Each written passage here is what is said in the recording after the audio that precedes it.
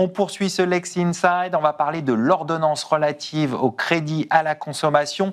Quels sont ses objectifs? Est-ce une réponse suffisante aux dérives du crédit instantané? On en parle tout de suite avec mon invitée, Sophia Schreibi, avocate au sein de 26 Bastille Avocats. Bonjour Sophia. Bonjour Arnaud. Alors on va parler ensemble de cette ordonnance relative au crédit à la consommation.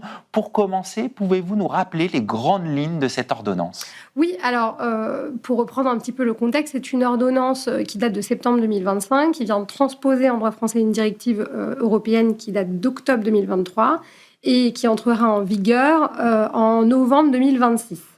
Cette ordonnance, elle a 3 objectifs principaux.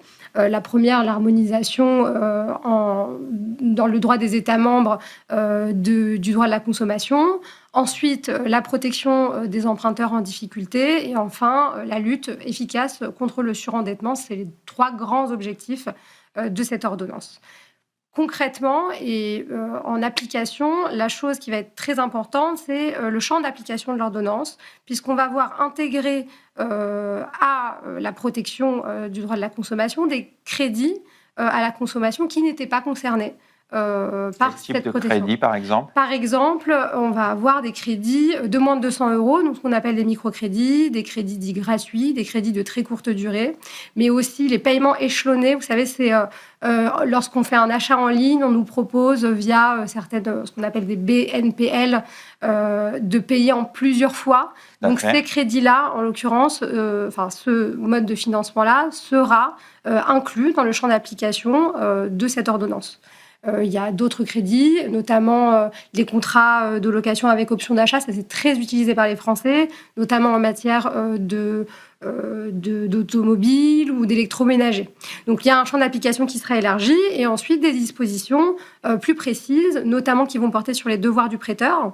Le prêteur va notamment devoir modifier les informations précontractuelles actuellement délivrées aux consommateurs pour qu'elles soient plus claires, plus adaptées au profil et à la situation particulière des emprunteurs.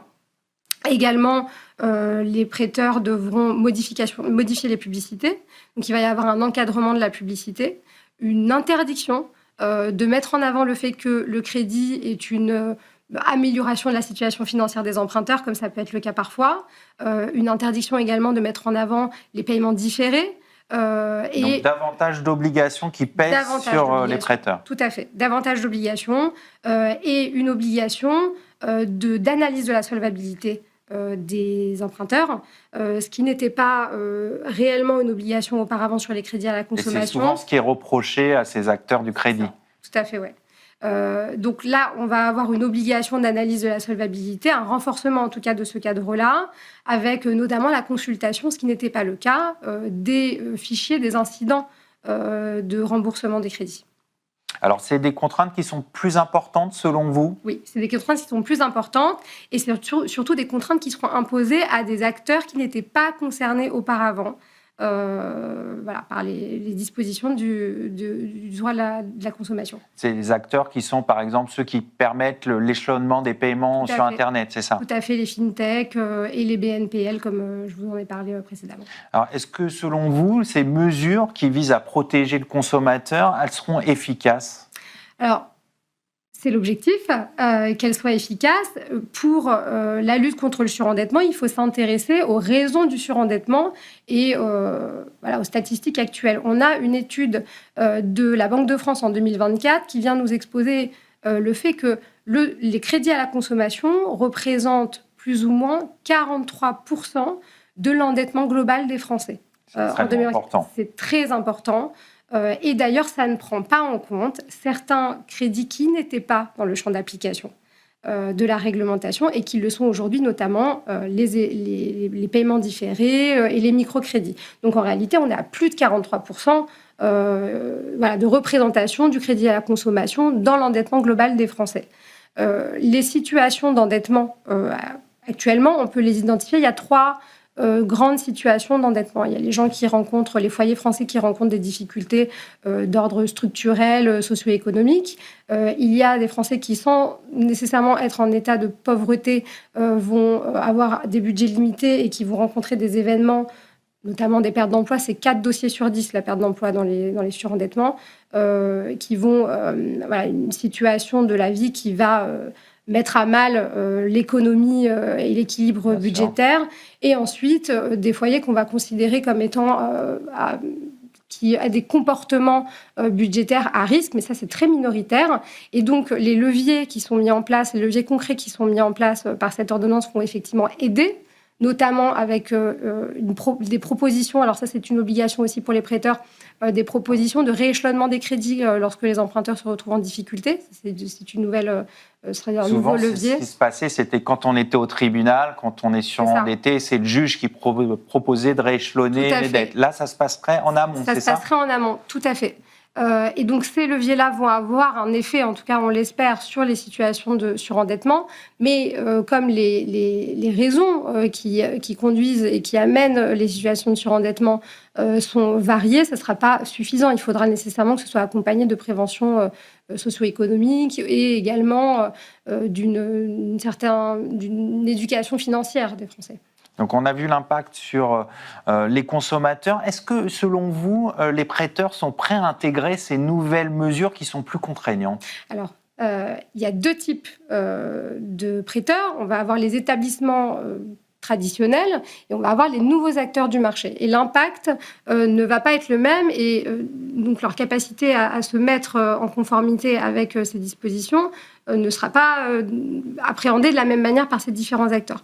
Pour les établissements classiques, il y a une conformité, mise en conformité. Ça va être un travail de mise en conformité parce qu'ils vont déjà avoir tout en place, mais il faudra l'adapter. Bien sûr. Il faut savoir qu'il y a un délai qui est donné. C'est quoi comme délai ? Alors, on a jusqu'à le 20 novembre 2026, très exactement. Donc, il y a un délai qui a été accordé pour que tous les établissements puissent se mettre en conformité. Ça a été accordé en connaissance de cause, en se disant ça va être compliqué pour ces acteurs de tout revoir, notamment la publicité, toutes les informations précontractuelles. Il va falloir revoir les contrats, renforcer les systèmes de vérification de la solvabilité, puisqu'il y a une nouvelle obligation en la matière. Ça va surtout être très compliqué pour les nouveaux acteurs, puisque ces nouveaux acteurs n'entraient pas dans le champ de la réglementation la plupart du temps. Je pense notamment au BNPL, qui proposait les échelonnements, les paiements fractionnés. Ces crédits n'étaient pas appréhendés par le droit de la consommation. Donc, ils vont devoir mettre en place un process de création, tout simplement. Donc, pour les établissements traditionnels, il va y avoir un travail de mise en conformité. Et pour les nouveaux acteurs, ce sera réellement un travail de création. Et ça va impacter leur modèle économique. Parce que ces acteurs-là, leur stratégie marketing reposait justement sur la facilité d'accès à ces microcrédits, sur le fait qu'ils n'étaient pas appréhendés par cette réglementation. Et aujourd'hui, ils vont être soumis aux mêmes exigences de responsabilité que les plus gros établissements et les établissements traditionnels, et ça va être plus compliqué pour eux. Oui, parce que pour eux, c'est un changement de modèle. C'est un changement de modèle économique. Donc, on va voir un peu comment tout ça va se mettre en place. Ouais.